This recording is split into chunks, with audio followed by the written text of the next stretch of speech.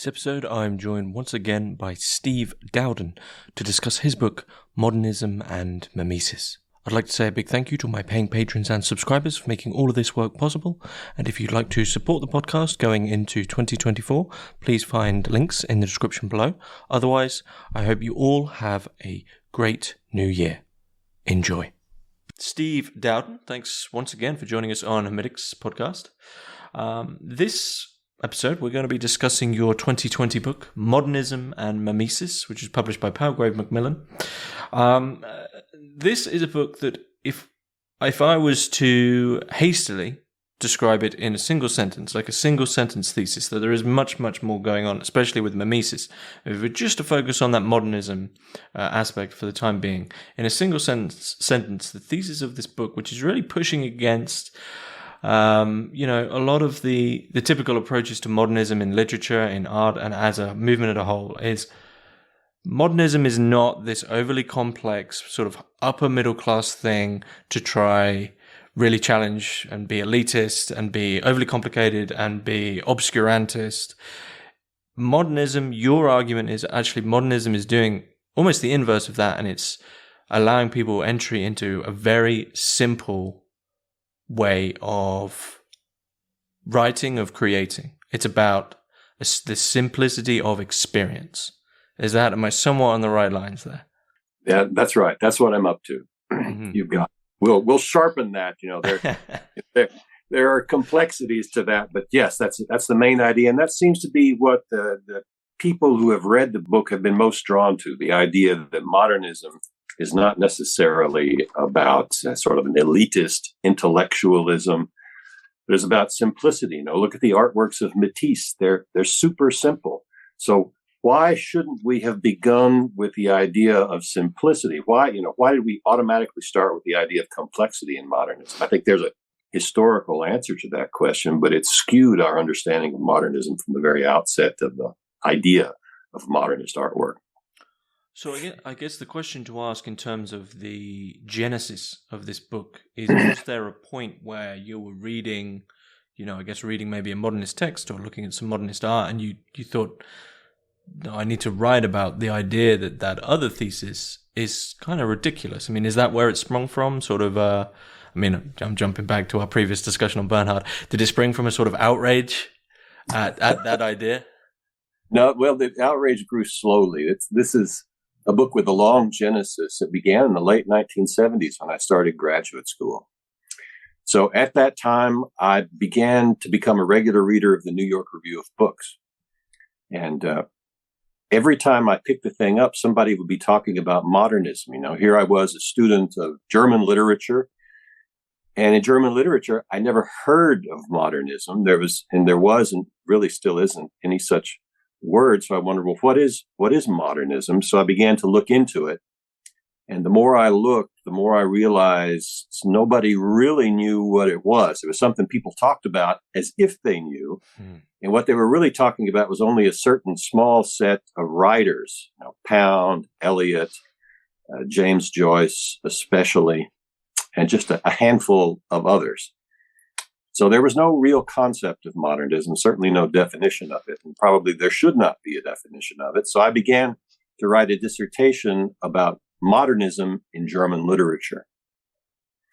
It was my first book. It was called Sympathy for the Abyss. And that's a quote from Thomas Mann from Death in Venice. That was Death in Venice was and is a key work of modernism. Well, sort of, not really. I backed off of that too, but I wasn't very happy with the book, and so I got interested in other things, but I kept thinking about modernism over the years, and then eventually I came back to it with the idea that if we're going to talk about modernism, we should look not only at literature and not only at English language literature, but at European literature in general, but also music and architecture and dance and poetry and painting and sculpture, all these things, to see if they had anything in common. So that's what I was trying to do in this book, to seek out what common ideas or features or characteristics might be there to discuss. Mm-hmm. So, I mean, you mentioned Joyce there with a smirk, which is sort of apt. In a way, it almost seems like when people think modernism, especially in literature, of course, they think Ulysses. I mean, Ulysses as this absolute touchstone. I mean, it's almost like the equivalent of Duchamp's fountain in art, right? It's like everything now, or Kant's Critique of Pure Reason. It's like you talk about something, you go, well, we have to tie it back to Ulysses, right? Literature now, we have to always come back to Ulysses. And do you think, in a way, I mean, one, I guess the question is, from Ulysses, does Ulysses as a text, would you say that exemplifies that normal reading of modernism? That's what most people consider that's like the pinnacle of modernist literature is Ulysses, and because of all that complexity, that's what we've come to understand modernism as. Yes.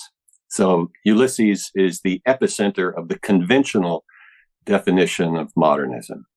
And, I think it came into being partly for unsavory reasons, because literature professors are always asking themselves, well, what am I here for? What am I supposed to do?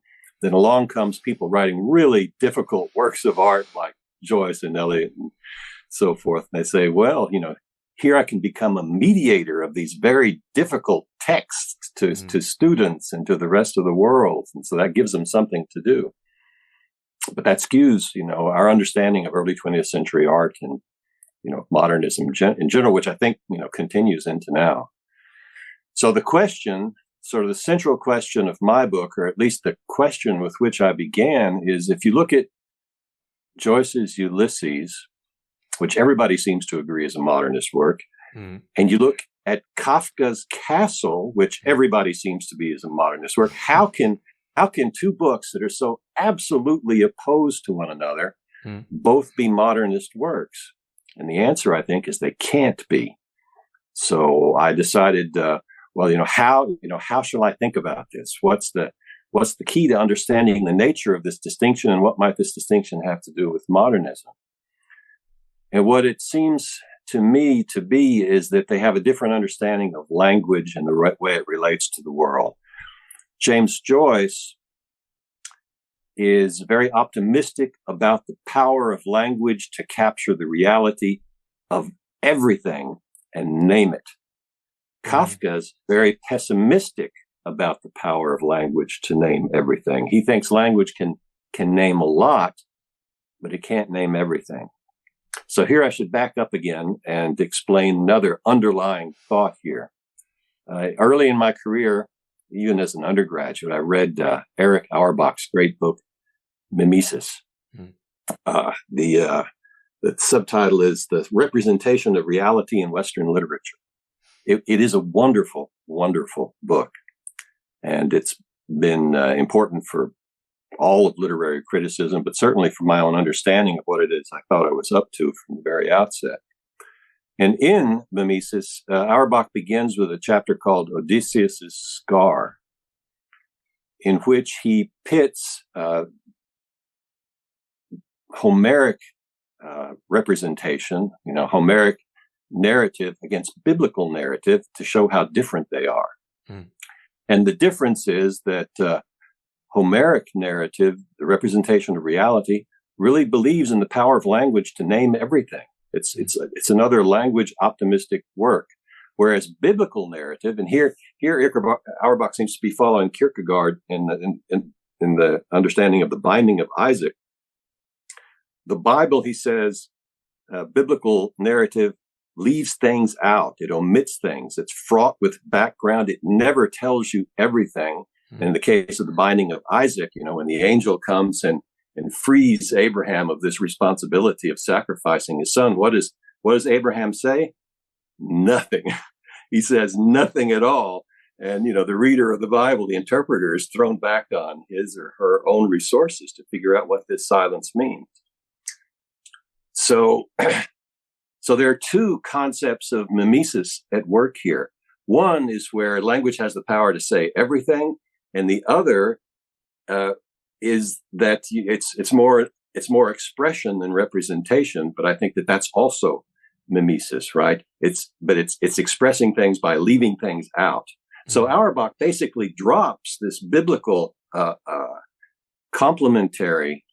complementary tradition of mimesis, and only follows the Greek positive version, which leads straight to James Joyce, which is what it's basically a parody of the Odyssey. So I see Kafka as belonging to this other tradition of mimesis, which leaves things out.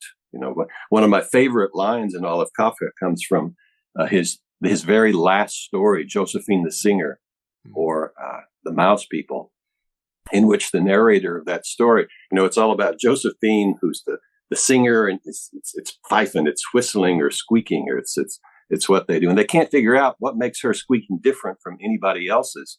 And there's this one query where the narrator says, "Is it her voice? Is it her singing that so enchants us, or is it not rather the solemn stillness that enfolds her frail little voice?" This solemn stillness, this quietness is, I think, a modern version of Abraham's silence. So this is where I'm coming from in this juxtaposition of Joyce and Kafka, two traditions of mimesis, complementary. But that doesn't make them modernist. Still doesn't make them, in a way, modernist. I mean, it's the two sides to the approach to language, which are both kind of strangely biblical in a way. I mean, one's almost Edenic in the sense of you have the original language of you name the things like Adam did, and then the other one is almost like the fall, just as an aside. But from that, how does your thesis evolve, I guess, is the question there. I mean, still it's difficult to find this it's almost as if at this point modernism is still that label which is used to sort of justify a certain, you can't approach that text until you've sort of come through me. So here's the deal. So the conventional idea about modernism is that it's a turning away from the tradition of the 19th century. So if you read Middlemarch, say, and then you read Ulysses, it seems like there's a big difference, and there is. But if you look at it from the perspective of mimesis, they're both all about the power of language to name things positively. And Joyce is so optimistic about the power of language to name things positively that even the inner life, you can turn that into language. Everything, the whole technique of the book is this interior monologue. So it's subjectivity. It's, instead of language imitating the outside world, it's language imitating the inside world. And Kafka doesn't go for that. Kafka even says in his notebooks, there's no way to describe the inner world the way you describe the outer world. So the only way to get at the inner world is by certain kinds of strategic silences and ellipses and figurative language. You can never say that's the whole strategy of the castle. So whatever it is that the castle is or conceals can never be named. Whereas James Joyce can name everything. There's no secrets in Joyce. Everything gets told. But then there's an irony there, I think, for Joyce. And I mean, I think he tries to wrap this up in Finnegan's Wake with its recursive structure, in the sense that a book eventually does have to end. Eventually you have to stop naming things, so something's always left out. But it does make me think that maybe Finnegan's Wake, I mean, I don't know where that's really defined as a genre, but maybe that's a strange midpoint here of the whole thing. People sort of often herald it as basically the most difficult book you can read, but I think that's buying in once again to the thesis on modernism that you're trying to push against. But actually, there's a Finnegan's Wake, a secondary book called a Symposium, where really the point the author in that makes is just to trust Joyce, just to go with this experience and this flow of the words. And when you hear Joyce read it aloud in one of the few recordings, you realize that this is just this sort of experiential prose that it doesn't need to be as complicated as people are making it. I'm not sure where I was going with that, but it's Joyce, I think, wraps up the irony of having to at some point finish the book. At some point it is this defined thing that has to leave something out. Or do you not think that's the case with Ulysses?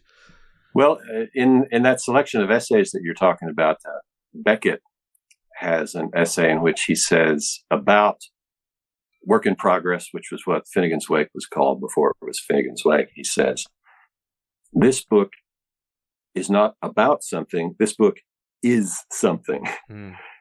Now, I think that's a totally modernist attitude.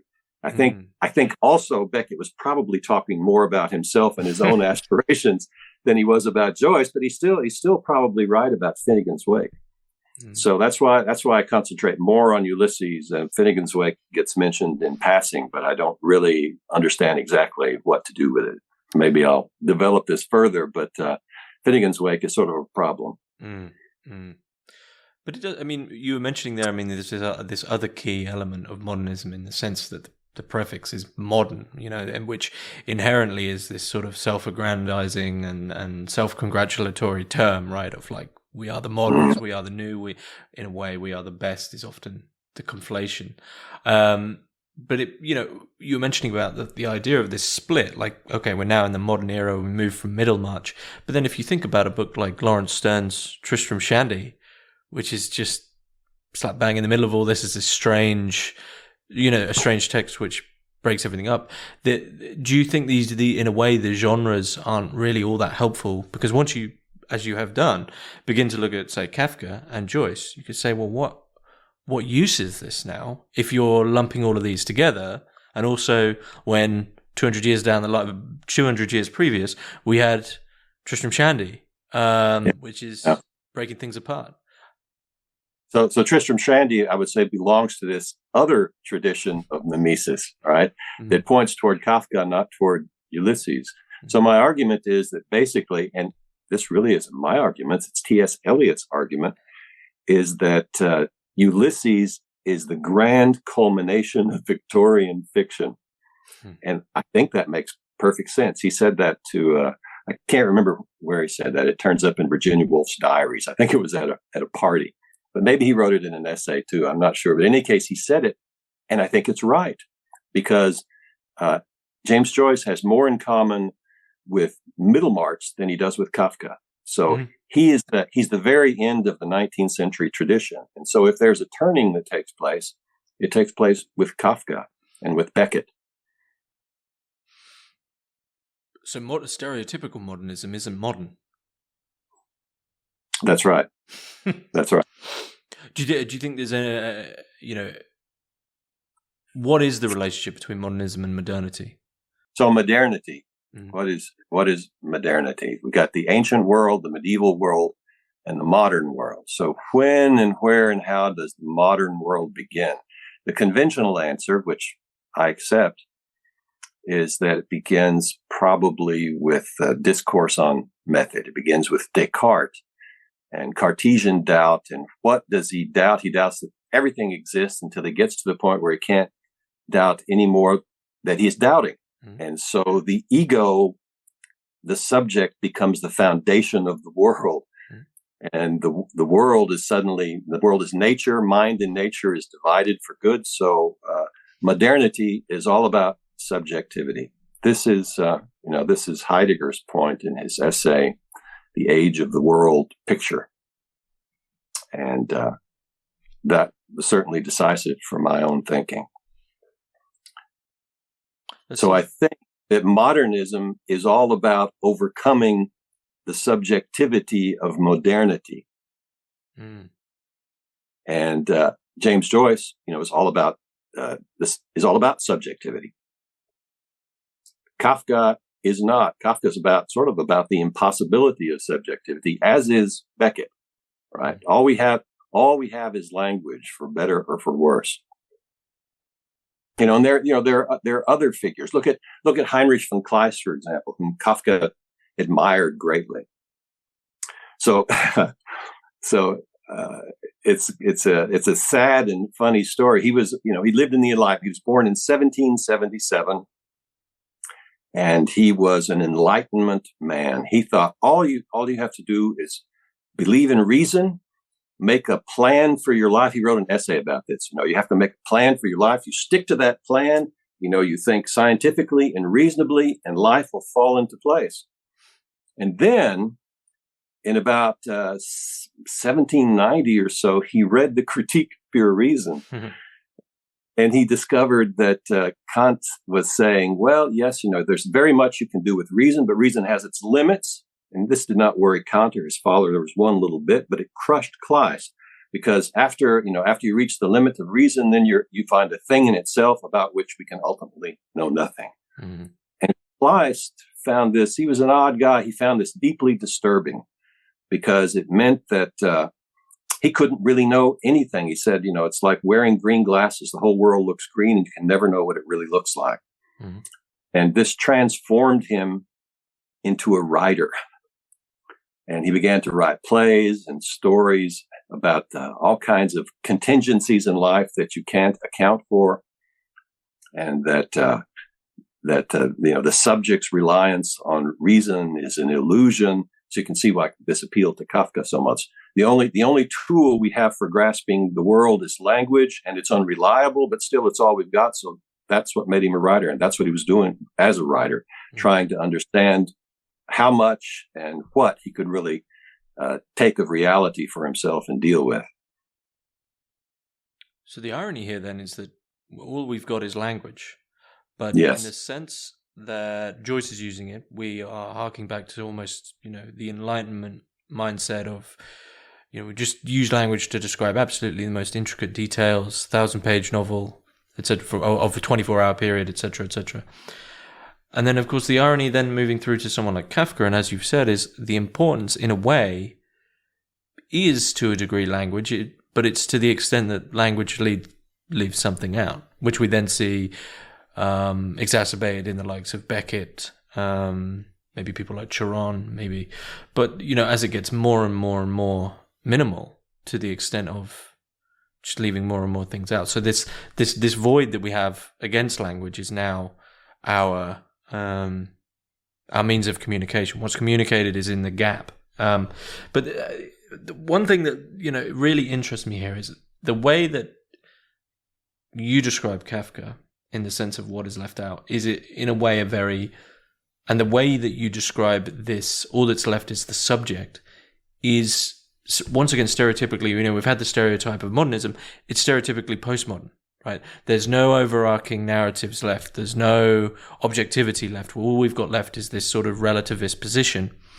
And it makes me wonder whether or not modernism is postmodernism, and they're just completely intertwined. And you can leave Joyce in that sort of hangover of Victorian literature. But as we move through to modernism with Kafka, etc., you are just entering fully into this free-floating world.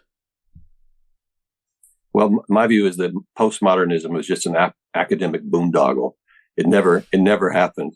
It's just certain features of modernism that were then rephrased and recycled as something else. But there was no post about it.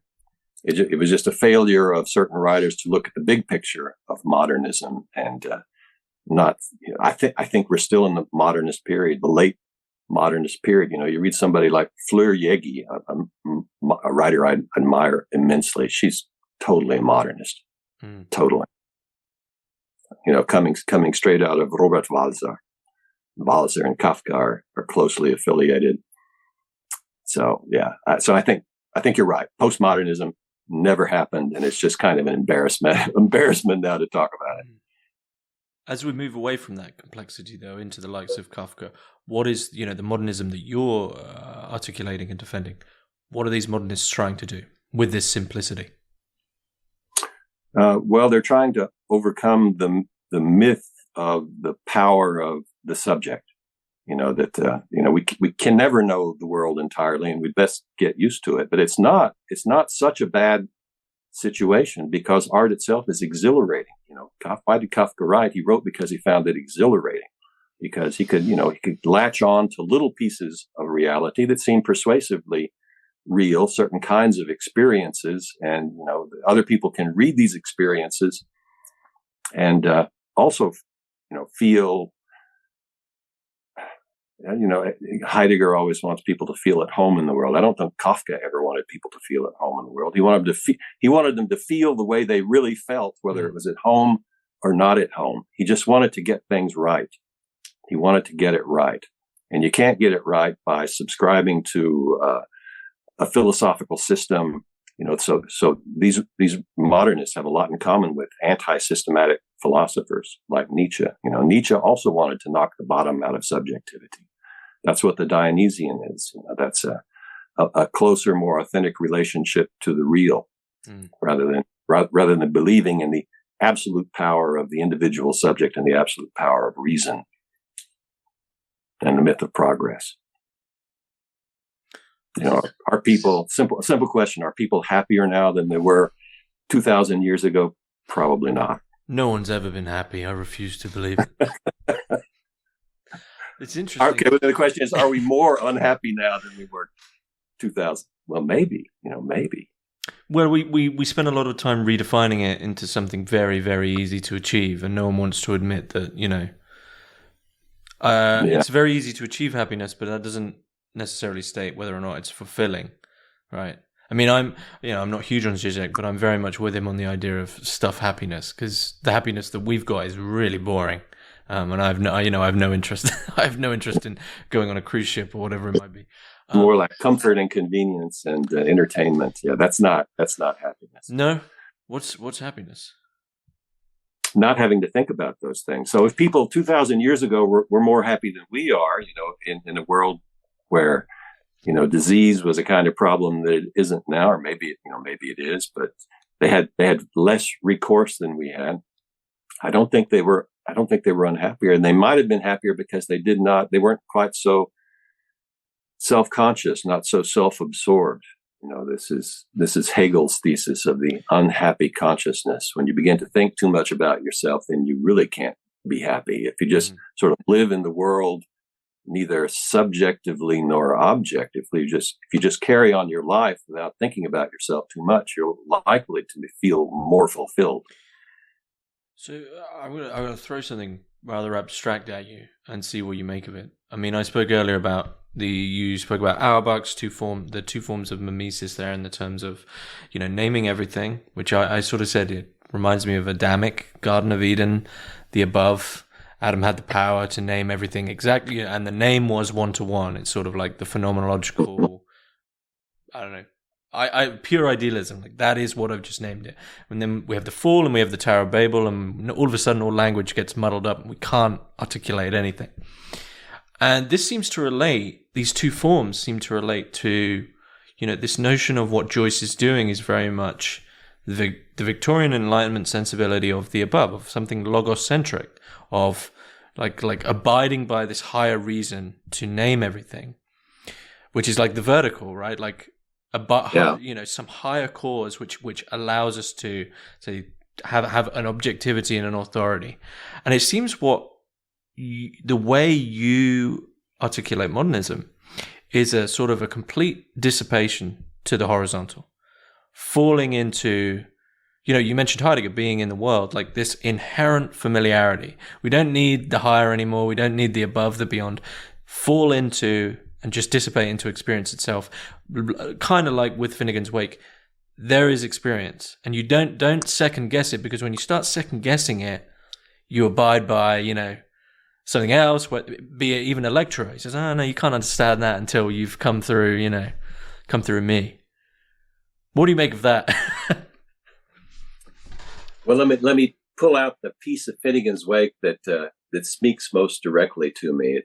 It's the scene where the two washerwomen are in the Liffey, just chatting away, having a great time as they do the laundry, and gradually one turns into a stone and one turns into a tree, and all that's left is the chatter of the river. I just love that. That's a return to unself-consciousness. They're just doing what they do, and they're happy in it. They're neither happy nor not happy. It's just what they do. They're totally in it. Whereas the modern condition is to worry about, where am I going to get the money to pay the rent? Will I get a new car next year? Will my children go to the best possible school? Will they get good jobs? You're constantly thinking about yourself. But, in Joyce's vision of these two women, they're just totally absorbed in what they do, and the joy of their chatter which I think is kind of like literature, right? Mm. It's a form of chatter that it engages us. We like to hear it. It's very somatic. It's sensuous. It's like the chatter of a river. We're taught, always to think very cerebrally about literature, and certainly the modernism of T.S. Eliot and Joyce and Pound invites us to be cerebral. But I think literature is first of all somatic. Think of what Nietzsche says about the birth of tragedy, right? It comes out of music and dance. It's not the story, not the intellectual part that comes first, but the somatic part. And of course, that's exactly what we've lost. We don't have those parts anymore. All we have is the intellectual words. But in Joyce, especially in Finnegan's Wake, words revert to the somatic. Words revert to music. This seems to be then why you have quite an emphasis on nature and animals in your book. They appear time and time again. That's right. I'm trying to break down this division between mind and nature, this Cartesian division between self and world. Mm. And I think that's what modernism is all about. I see this also in Susan Sontag. I think she's a wonderful, wonderful literary critic. And in this famous essay that's always made a big impression on me. And in a way, this book comes directly out of the last line of her essay against interpretation. She says, what we need is not a hermeneutics of literature, but an erotics. An erotic meaning, that literature is first of all something that's sensuous and not cerebral. I think she's mistaken when she says hermeneutics, because hermeneutics just means, interpretation. It doesn't mean anything in particular. She too has a hermeneutics, but she doesn't have method. She's opposed to method. She's also anti-systematic in her criticism. I think that's what makes it so strong, because it's very musical. It's very oriented toward what you hear, and only secondarily then intellectual. So when she says we need an erotics of literature, I'm trying to show how modernism answers that call for an erotics, not meaning sexual, but just sensuous in the widest sense. Mm.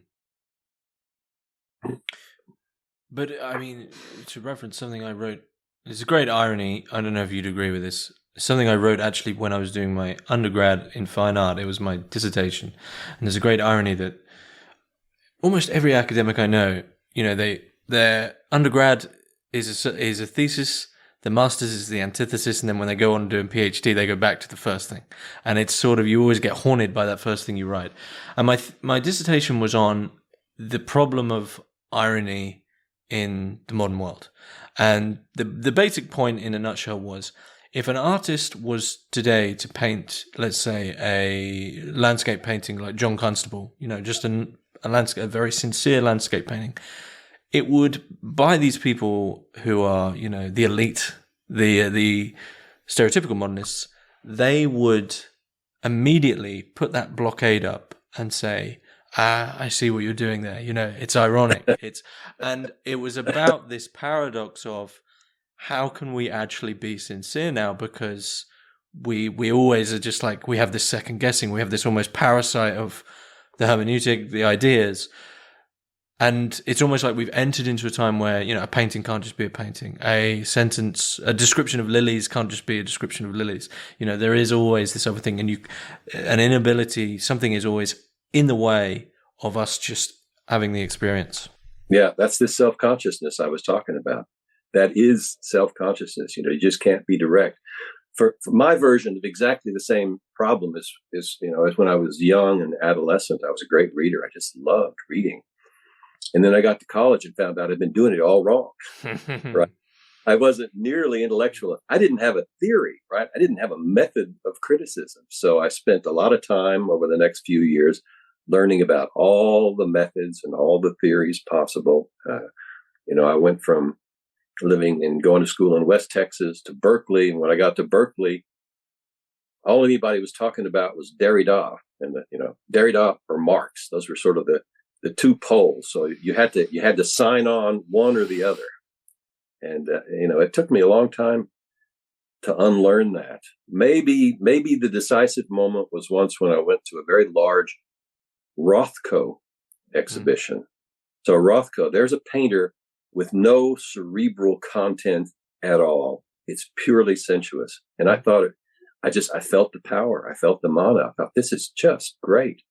And it led me to wonder, what's the relationship between a Rothko and a painting that is figurative, a really great painting that is figurative.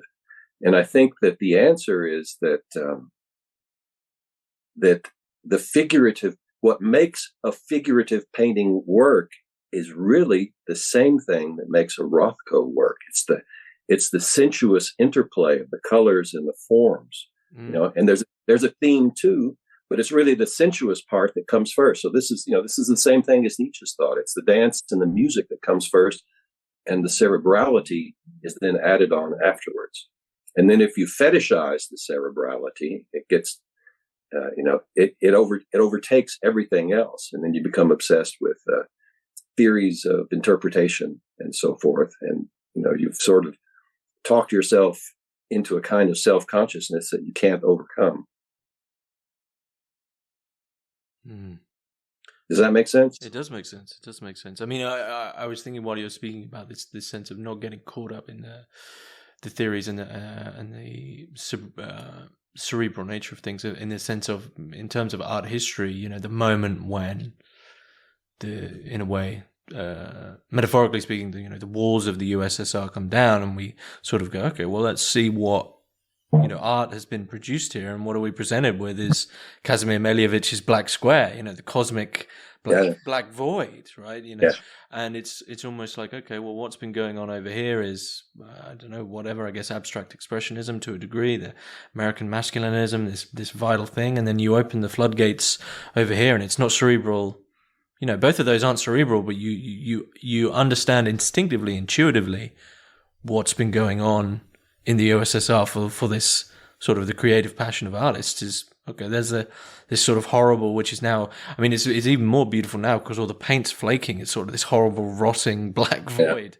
But, and people just love to put up barriers. I mean, I always when I used to tell people back in the day, I was studying fine art, people would always go, sometimes I just don't get art. And I would just say, well, you don't need to. That's right. You don't need, and that ruins everything. You go into an art gallery thinking, right, okay, I have to put my art glasses on. Like, well, then just look at the painting. Just look at the painting. Read the book. It's a curse. It's a parasite. It ruins everything, I think. I absolutely agree. And I think that modernism was trying to undo that. A lot of modernism was. Mm. So this is, there's no, modernism is a moving target. You can't really have a definition of it, but you can try to throw a net over it by asking certain questions and seeing what happens. So, think of T.S. Eliot's Wasteland. Mm-hmm. It's a great poem. Mm-hmm. But I think what makes it great is not the really cerebral parts that we feel like we have to understand. It's because it sounds so great when you read it out loud. It's powerful. It touches you. And that, that being touched, the somatic part is the most important part. The cerebral stuff you can do perfectly well without.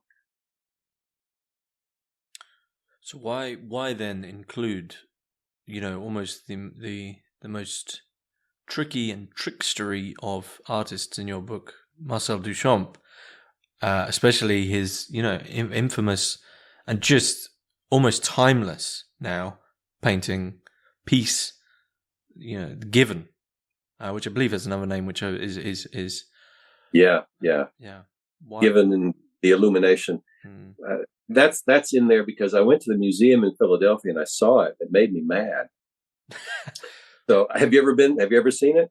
I've only seen it online. I guess we should explain how it works. So all right. It's an installation, and it's in a room by itself. And then you go in at one at a time, and there's a door, and the door has a little hole, a kind of a peephole. And then you look through the peephole to see this sort of looks a little bit like a Renaissance park from a Da Vinci. And there's this nude woman. You see only her lower half, and she's splayed and has a sort of crooked vulva, and And what made me mad about it was that what he does, like you said, he's a trickster. He positions the viewer as a voyeur. Mm. And I can see the point, and it's very cute, but I think he's jerking us around. Mm. So he does not come off very well in my book. What's the importance of that sort of being forced into that act? I mean, of that voyeurism. Do you think there's another layer to that he understands? Like, he's trying to make you see what you are normally doing? Like, well, no, I would say that the trick is this: he's intentionally positioning you as a subject and the art as an object.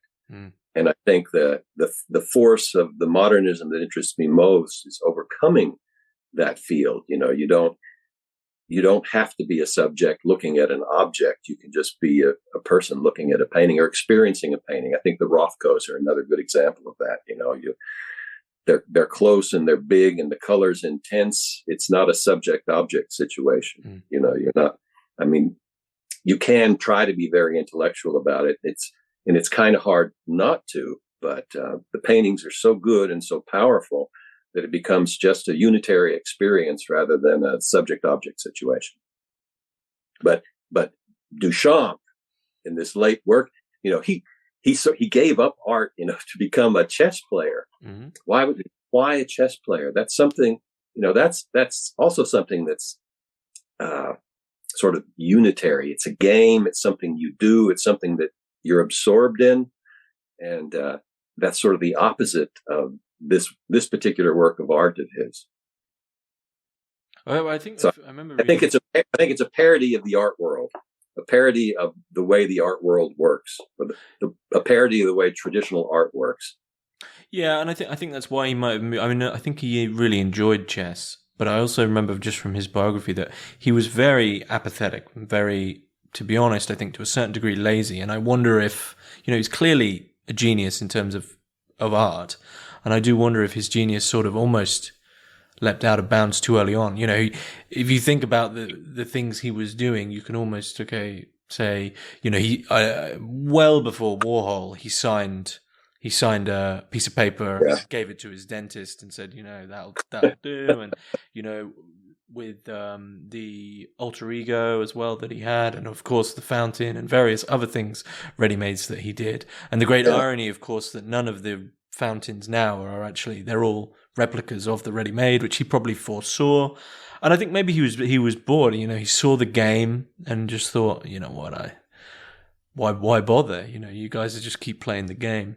But I think that's quite sad because he, what we've been talking about is you get caught up in that game and you end up reading more and more books on theory. You keep trying to, I have to understand this instead of just reading it. And he got so caught up in it, he gave up. Instead of, it's almost like he was reluctant to just step back and say, why don't you just go paint something? Why don't you just go create something because you want to? Which seems, so you mentioned, the world is disenchanted. And there's just a couple of things I want to bring in. So, we've had this subject-object split, and it seems to me that the subject with Descartes is modernism. And then as that subjectivity sort of gets so extreme with the experiencing, and you move back from theory at all, it doesn't move into objectivity, it moves into like just non-subjectivity. You're just there. Sounds a bit pretentious, but you're experiencing, you're with it, you just, whatever. Is that enchantment, do you think? Is that what it is to be enchanted? I think so. So, but the way you stated enchantment might overstate it. It might be that enchantment is not the big deal that we've all made it out to be. The enchanted world, when the enchanted world was when people believed in witches, and we really don't want to go back to burning witches. That's one side of enchantment. That's the dark side of enchantment. But I think you've just described the sweet side, when you're just a member, you're just in the world, and you don't have to think about being in the world. You just do what you do.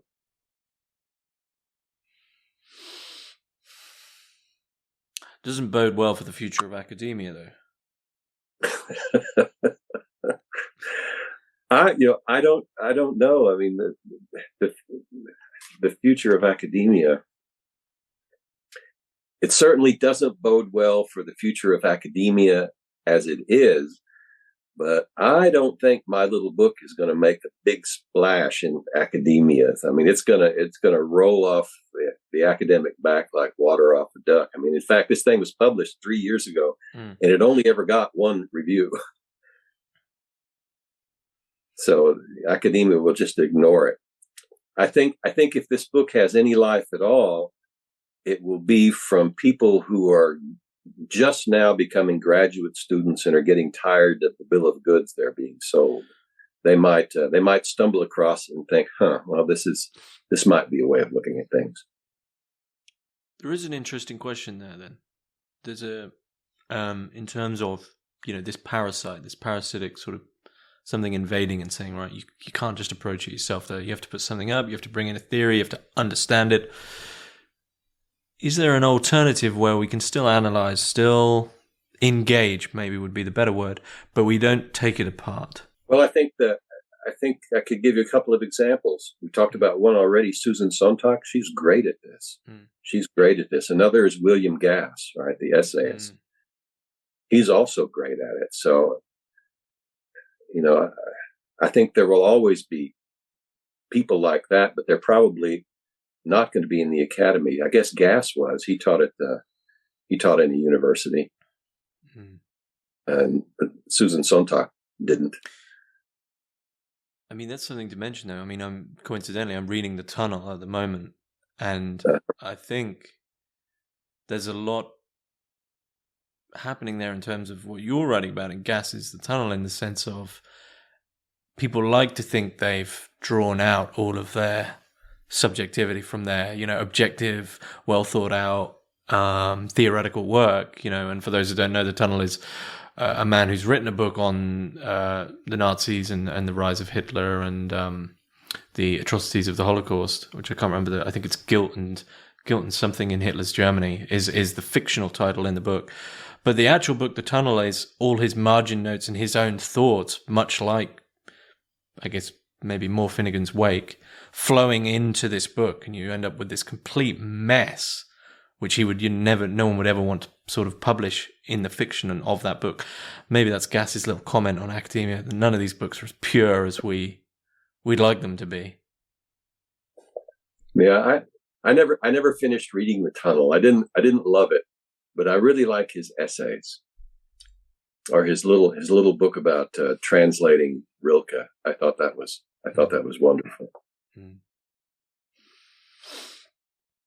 What would you advise? There's a question. What would you advise? How are we to approach? I mean, we end up in the bind of not wanting to, I guess, give rules or give advice. But what is it to approach a piece of art? What is it to approach a piece of literature, and how to do it without that, destruction? Well, I think most people probably do it right anyway. You read a book and you like it or you don't, and then they don't think about it anymore. But if you want to continue thinking about it, so how do you do that? So if you're a graduate student right now in literature, all is lost because you're going to have to take a course it's going to be called Literary Theory of History or History of Criticism. And, you'll do Lacan 1 week and reader response theory the next, deconstruction the next, feminist theory. And then at the end of the course, your assignment's going to be, okay, take one of these theories and look at a work of art through it. So, already the structure is just like given, right? You're forced to look at art through a peephole. And to bring Kleist back into it, if you put on green glasses, the whole world looks green. That's the way literary theory works. And I'm not really against theory. I'm for theory, but I'm against doctrine, because the upshot is that, you take some theoretical reflections and then you have to turn them into a doctrine that you apply to literature. But that always means that in the premises, the conclusions are already contained. So if you have a theoretical doctrine that you're applying, you already know what you're going to find, which means that literature has been cut out of the equation effectively. What you really want from literature is to hear what it has to say, which is why my favorite theoretician is Hans-Georg Gadamer, because his book Wahrheit und Methode, truth and method, is all about the limitations of method. It's about the power of art to speak the truth, but about the weakness of method when it comes to listening. So what he says, sort of unhelpfully, but I think truthfully, is you have to listen to what art is saying, and that's the beginning point, right? So if you read a novel, say, or you look at a picture, you be aware of what really appeals to you about it, and then try to think about that and write about that in a disciplined way, not a way that's determined by a doctrine or a theory, but a way that, once again, Susan Sontag, I think, is the perfect example of how to do that. She begins with an observation, and then she develops it critically and in a disciplined way, but not necessarily methodically. So all is not lost unless you're a graduate student in literature. Yeah. Is there anything you'd like to add about your book that we haven't touched upon? Oh, nothing except that I had a great time writing it. I wanted to do a chapter on dance and a chapter on architecture, but I got tired of writing it. And I think I would have had to learn too much about dance to do it persuasively. So I left those chapters out. So I hope that there are people out there who hear the chapters I didn't write. What are you working on now? I'm working on 2 books right now. One is called Critique of Erotic Reason. And the idea of this book is that eros is also something that you can't name, and that there's no way to get at it scientifically. And therefore, the only possible way to address it is through art. It's going to be about novels from Goethe and Austen to the present. And I got about 100 pages written of that. And the other book, which I haven't put pen to paper yet, is about Friedrich Hölderlin. It's going to be called Hölderlin and the Nature of Poetry. And I'm going to try to find a different way of situating Hölderlin vis-a-vis the 18th century and the present than the usual ones. He was very interested. He was an idealistic philosopher himself, but coming back to the question of the subject, he began to think beyond the subject-object dichotomy.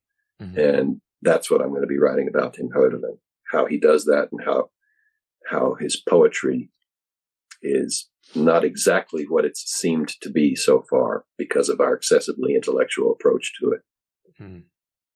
Well, when they're both released, I'd love to discuss them with you. As you All know. right. But I'll be sure to put links for Modernism and Mimesis in the description below. But yeah, I think that's a good place to finish up. I think we've I enjoyed talking to you once again. Thanks very much. Thank you. Steve.